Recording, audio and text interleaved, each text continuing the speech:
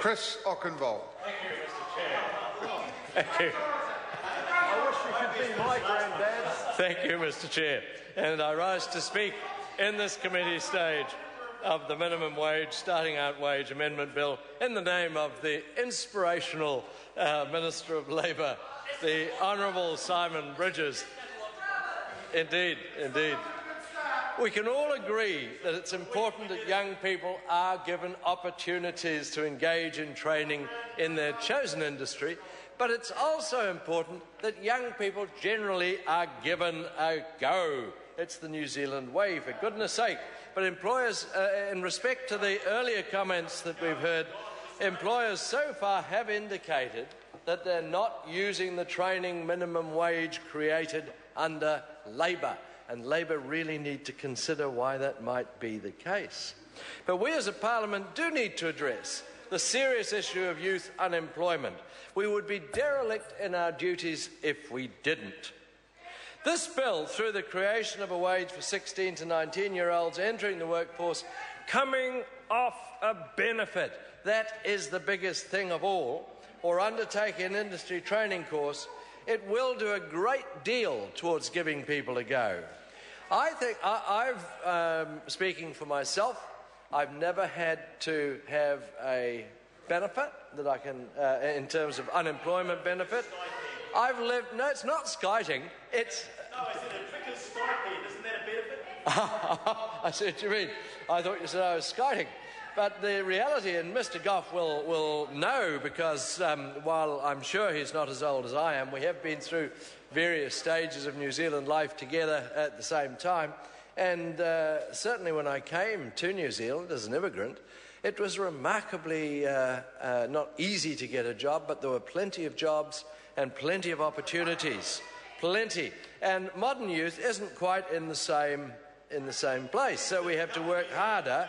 We have to work harder to give them opportunities. We also have to provide, as this bill does, opportunities to encourage employers. I would have to say, Mr. Chairman, I'd have to say I am disappointed with the expressions of attitude that I hear in the debate thus far from the opposition parties, as if employers are some sort of dreadful Dickensian characters who are going to exploit young people at every opportunity.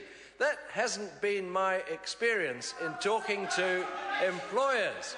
No, it really isn't. When I think of the employers that I meet on a daily basis, from one end of the Tasman West Coast electorate to the other, they are without doubt proud of their staff. They actually like their staff. They have trained them after they've selected them, and they've watched them develop, and they are extremely pleased to have the association with them. And I'd like to remind the House that this starting out wage is voluntary. Employers and employees must agree together on whether it will apply, and it will improve a currently flawed system greatly.